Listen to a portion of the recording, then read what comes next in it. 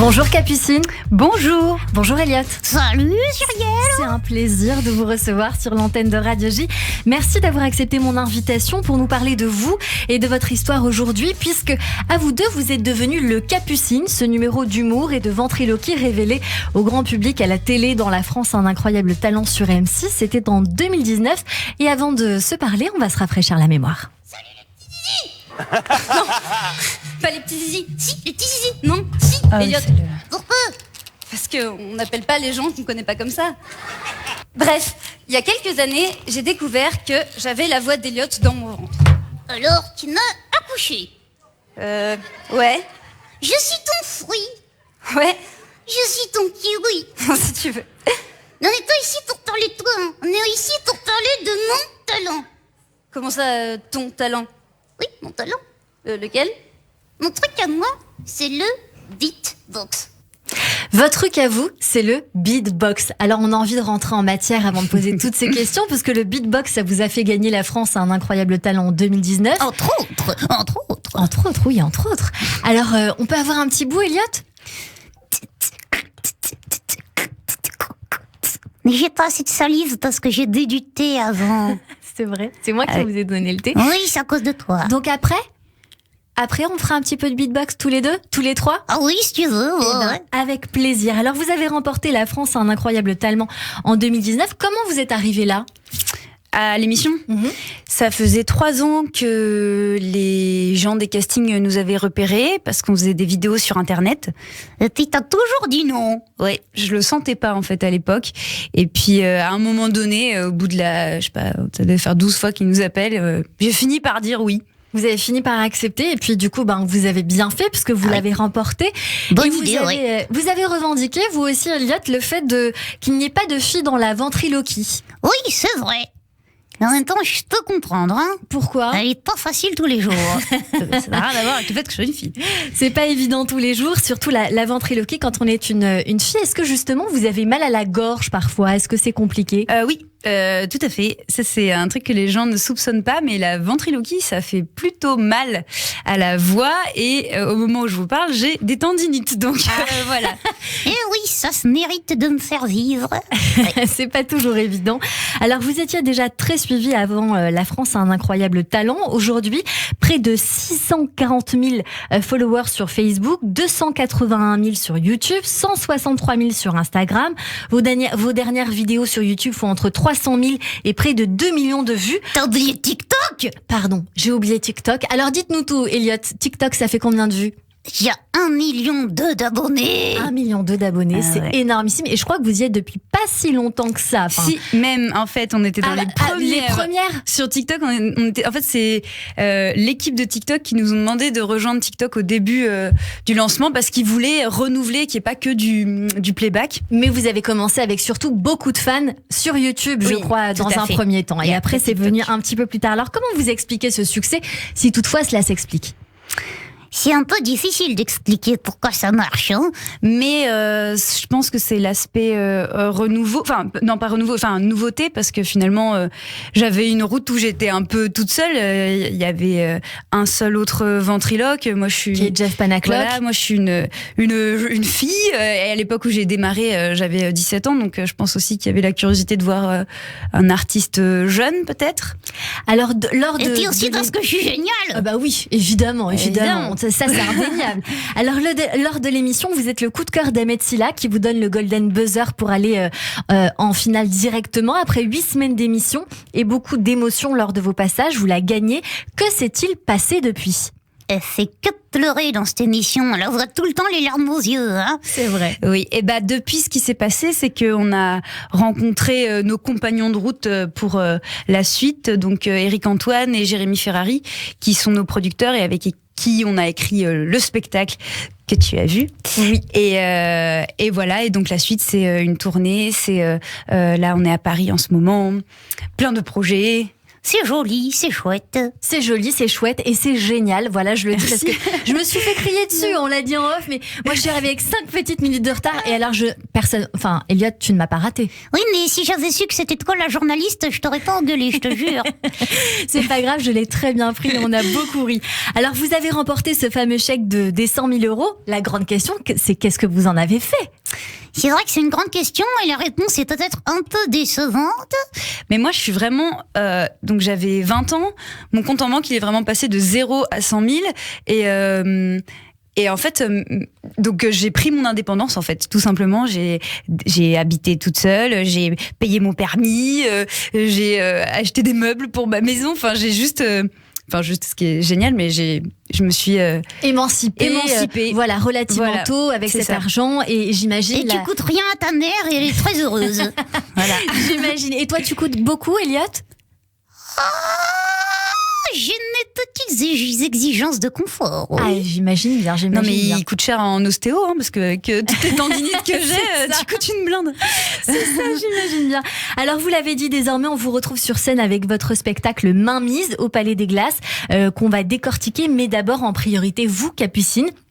Avant l'arrivée d'Elliot, pardon mon ami, hein, t'inquiète pas, on va revenir vers toi, mais d'abord, Capucine Duchamp, vous avez 23 ans aujourd'hui, vous êtes la fille d'une clarinettiste et d'un flûtiste, ce qui fait que bercée, vous apprenez très tôt la musique et intégrez le Conservatoire régional de Versailles dès vos 5 ans pour apprendre le chant et la pratique de multiples instruments. Et à 18 ans plus tard, cet apprentissage vous est resté, car sur scène, eh bien, vous utilisez encore la flûte de votre papa. C'est ça. C'est ça, que mon père m'a appris la flûte, mais c'est ma flûte quand même. Oui, c'est votre flûte, mais vous avez fait une formation, je crois aussi, de flûte traversière et de chant lyrique. C'est ça, au conservatoire. Et de piano. Et de solfège. Et de solfège. Et voilà, de la totale. Votre papa est-il vraiment parti quand vous aviez 12 ans? Parce que vous dites ça sur scène et c'est très touchant, très émouvant. On en a le souffle coupé. Et le spectacle, tout est vrai en fait. À part que je dis que j'ai pas de tante. Dans la vraie vie, j'ai une tante. Mais tout est vrai, mais c'est un moment, je vais pas trop raconter le spectacle, mais qui est très ouvert. On sait pas pourquoi il est parti. Est-ce que parti, ça veut dire mort? Est-ce que parti, ça veut dire parti? Est-ce qu'il y a eu un problème? Est-ce que c'est lui qui est bizarre? Est-ce que c'est moi qui ai coupé les ponts? Est-ce que, en fait, ça va? On sait pas, mais oui, je suis comme beaucoup d'enfants de ma génération, issus de parents divorcés, avec un divorce qui s'est pas très bien passé, on va dire. Et donc, du coup, oui, il est parti sur un autre continent. Il vit aux États-Unis. Loin. Est-ce que justement l'arrivée d'Elliot, c'est une manière peut-être, et aussi de la flûte, une manière de remplacer un peu ce manque? Ah, ça c'est une bonne question. Il faudrait faire 3 ans de psychanalyse, j'en sais rien. Non, je sais pas. Je pense que la musique, de toute façon, fait vraiment partie de mon ADN, quoi qu'il arrive, parce que j'ai vraiment grandi là-dedans. J'ai fait que ça toute ma vie. Donc, ça m'aurait semblé étrange que... de pas en faire. Ouais. Et puis, j'ai toujours eu des amis imaginaires enfants jusque assez tard. Donc, Elliot, c'est aussi un prolongement de ça. Je pense que c'est plus un prolongement de ce que j'étais enfant. Un prolongement de cette jeunesse que vous cultivez encore à 23 ans. Alors, à l'origine, on a envie de savoir quand même comment ce don est arrivé, comment la ventriloquie est arrivée, toute petite, mais c'est à 14 ans. Alors tout le monde le sait maintenant, mais on le répète, en vous brossant les dents devant la glace, avant d'aller à une heure d'école justement, qu'il y a cette révélation et qu'Elliot naît. C'est un peu ça. Alors, je suis pas née tout de suite parce qu'au début, elle est assise par plein de personnages hyper fades. Et franchement, t'as bien fait de les remplacer par moi parce que je suis beaucoup plus consistante, beaucoup plus universelle et ça se voit. Ça se voit et c'est grâce à ces vidéos sur les réseaux sociaux publiées qui deviennent vite virales que vous avez du succès très vite et notamment avec le personnage d'Elliot qui est quoi, une grenouille, un dragon, on sait pas trop finalement. Elliot. Ah, Elliot, ça suffit. Un dragon. Je trouve que t'as un peu une tête de vache aussi. Dis donc, reste poli. Une tête de tout. Est-ce que tu es content, toi, Elliot, qu'on t'ait choisi? Parce que t'étais pas tout seul au départ. Hein. Oui, mais bon, je veux dire, c'est évident. Quand tu regardais les autres, il y en a quand même un qui sort du lot. Oui, c'est vrai, vous sortiez du lot. Je suis plaisir des yeux. C'est vrai, le plaisir des yeux. Et alors, comment on a fabriqué Elliot? Parce qu'au départ, c'était pas le Elliot d'aujourd'hui. Non, alors à la base, il faisait partie de marionnettes que j'avais achetées, comme tout à chacun peut acheter des marionnettes dans le commerce où il trouve. Et puis, en fait, pour se produire avec une marionnette, il faut les droits sur cette marionnette. Et donc, du coup, j'ai cherché à faire agrandir Elliot et à le créer, en fait, à repartir de zéro et recréer mon propre personnage. Donc, j'ai rencontré un marionnettiste extraordinaire qui s'appelle Mehdi Garrigue, qui m'a fait confiance parce qu'à l'époque, j'avais 17 ans, je gagnais pas ma vie et ça coûte cher. Ça coûte extrêmement cher. Je peux pas dire le prix, mais il y a 4 chiffres, quoi. Ah d'accord. Ah oui. Je coûte une blinde, alors quand on me dit que je suis une peluche, je le prends un peu mal.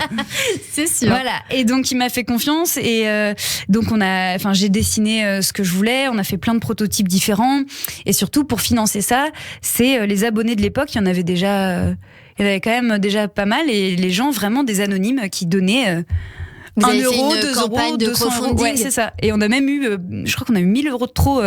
On a pu s'acheter une bonne caméra avec, je me souviens. Ah, très bien. Et donc, en fait, ce que j'aime beaucoup avec notre parcours, c'est que c'est toujours une histoire de gens qui nous aident, en fait, tout le temps. Et c'est super beau en fait, c'est hyper chouette de se dire que ce personnage, il a été choisi par les gens, qu'il a été créé par les gens. Incroyable Talent, c'est les gens qui nous ont révélé. Choisi, révélé. Ouais. Et Elliot, il est content de ce qu'il est devenu. Comment tu te trouves, toi, Elliot? On t'a réussi? Franchement, la chirurgie esthétique, je recommande. Et justement, on parle de chirurgie esthétique. Est-ce que, de temps en temps, il faut le remettre un peu à neuf, Elliot? Alors, ça, c'est une bonne question parce que Elliot, il est très clair, donc on a la radio, donc les gens voient pas forcément, mais il est vert Facebook pomme. Live. Oui. Facebook. Il est vert pomme, donc il est salissant très vite, et on peut pas laver un Elliot, on peut pas vraiment faire grand chose, donc il faut en prendre vraiment extrêmement soin. Par exemple, sur scène, moi, il y a un moment dans le spectacle où il y a un bisou sur la bouche, et j'ai arrêté de mettre du rouge à lèvres parce que sinon il y en avait sur Elliot. Et ouais, c'est pas possible. Il est content du bisou, Elliot? Non, parlons pas, c'est un traumatisme. Alors justement, je crois qu'Elliot, il a aussi son petit caractère.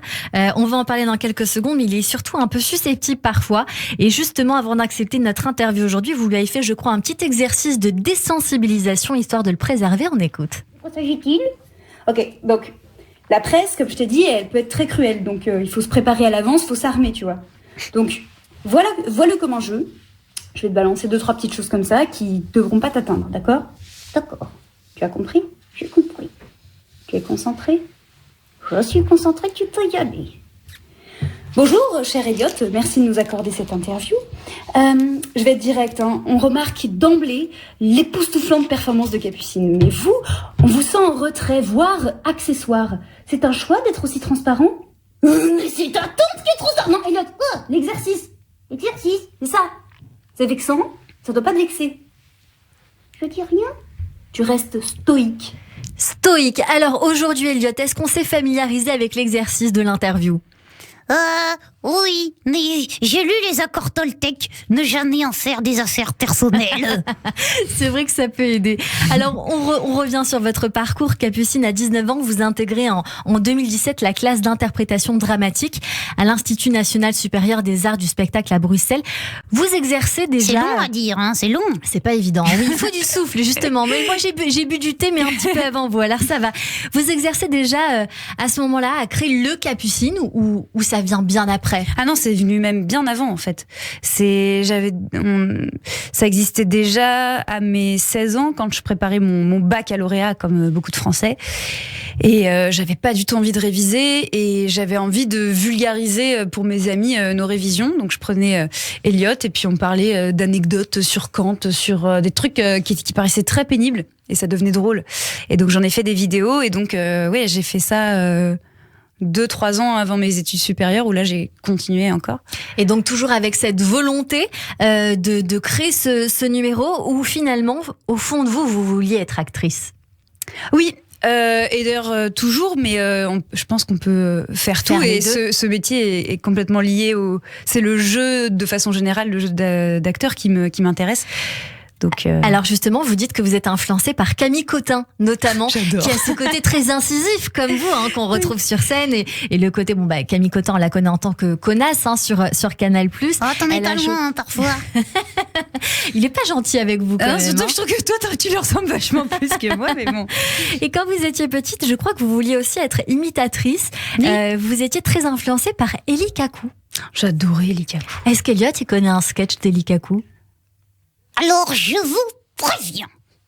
Si vous patentez, discutez, quoi que ce soit, direction, top. Je crois que c'est ça, hein. Oui, c'est ça. Bravo, Eliott. Bravo Eliott. En 2019, vous participez donc à La France a un incroyable talent, la saison 14, et c'est le 10 décembre que vous la remportez, cette émission. Et vous commencez donc par des premières parties de spectacles d'humoristes. Quelle première partie avez-vous faite et qu'est-ce que vous en avez retiré? Alors, pendant l'émission, on a eu la chance de faire les premières parties d'Alex Lutz, qui est un artiste que moi j'adore depuis toujours et un acteur que je trouve incroyable. On a fait Anne Romanoff, on a fait Franck Dubosc, on a fait Éric Antoine là du coup. Voilà, on a fait à peu près Chantal là-dessous aussi et c'était vraiment chouette de pouvoir apprivoiser des grosses scènes comme ça et c'était vraiment très formateur en fait. Cette émission, elle vous a apporté beaucoup, Capucine? Ah bah elle nous a propulsé, hein. Ouais. Ouais. Ça commençait déjà bien un peu avant, mais là ça a donné un énorme. Et puis surtout, en fait, la chance qu'on a eue, du coup, c'est de rencontrer les gens avec qui on travaille. Et moi, c'est pour ça que j'allais faire l'émission, c'est que j'avais des envies, je sentais qu'il y avait des attentes, mais c'est déjà difficile d'avoir un recul sur ce qu'on crée. Mais alors, en fait, la ventriloquie, ça demande tellement de concentration, c'est très dur d'avoir du recul sur ce qu'on fait quand Eliott est là. Eh oui, je déroute.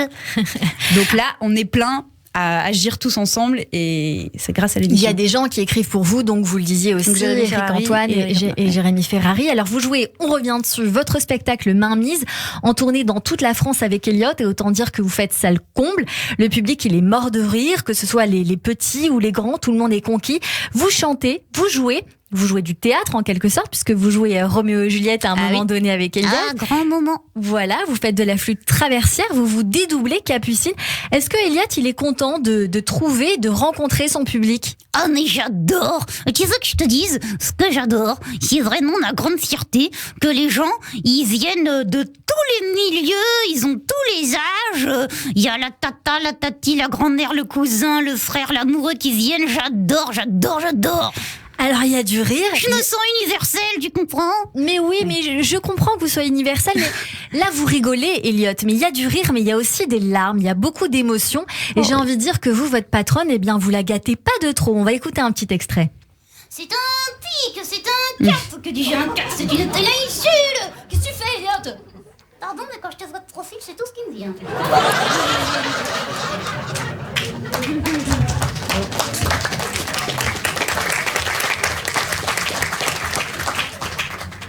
Il est formidable, ce nez. T'arrives à sniffer la drogue dans les valises aussi? Voilà, vous mettez en scène de façon très drôle l'histoire de ce nez. Est-ce que c'est un complexe, ce nez, que vous démocratisez en quelque sorte avec Eliott? Oui, c'est un truc, moi je me suis toujours dit que j'avais un grand nez, mais ça m'a jamais empêché de faire quoi que ce soit dans ma vie, mais je trouvais ça rigolo parce que je sais qu'on a tous des complexes et de le faire dire par une marionnette qui lui-même a un pif énorme, je trouve que c'est une chouette façon de... L'autodérision, c'est essentiel, je trouve. C'est essentiel et c'est ce qu'on trouve énormément dans ce spectacle. Vous dites avec beaucoup de sincérité aussi, beaucoup de choses, vous parlez beaucoup d'amour, de votre quête de votre plus un, de votre manque de relations sociales, amicales. Vous dites que vous faites jeune, pas assez femme. Vous dites aussi que vous n'arrivez pas à grandir, vous ouvrir aux autres, passer le cap, toujours en fuyant les autres. Est-ce que c'est une réalité? Alors aussi, ça parle, je trouve aussi, de la pression qu'on a aussi à grandir, à être belle, à être machin, enfin voilà. Et oui, ça part de quelque chose qui est... Enfin, je suis partie du syndrome de Peter Pan. Bon, j'en suis loin parce que c'est une vraie pathologie, mais c'est quelque chose qui m'inspire beaucoup. C'est vrai que grandir, avec le métier que je fais et l'enfance que j'ai eue et tout ça, j'ai dû grandir très très vite. Et en même temps, j'ai beaucoup de mal à quitter l'enfance. Ouais, ça se voit, t'as vu, avec qui tu te rends à l'autre bout du drap, c'est qu'on est pas signe d'une grande maturité. Hein. La fille, elle gagne sa vie grâce à son ami imaginaire. Je veux dire on est loin de l'adulte. Oui, mais donc c'est forcément vrai. Et paradoxalement, ce spectacle, cette tournée me fait tellement grandir que je me dis, est-ce qu'au bout des 3 ans de ce spectacle, est-ce que je serais pas complètement adulte? Sûrement quand même. Oui, il y a fort à parier. Est-ce que Eliott, c'était un petit peu votre bouée, Capucine, et justement cet échappatoire que vous avez trouvé, qui vous fait justement grandir et peut-être que Peut-être que vous allez poursuivre encore longtemps cette aventure avec lui. Est-ce qu'il y aura une place pour quelqu'un ? Mais j'espère bien qu'Eliott, il sera là toute ma vie avec moi. Oui, c'est une bouée et en même temps, je trouve que...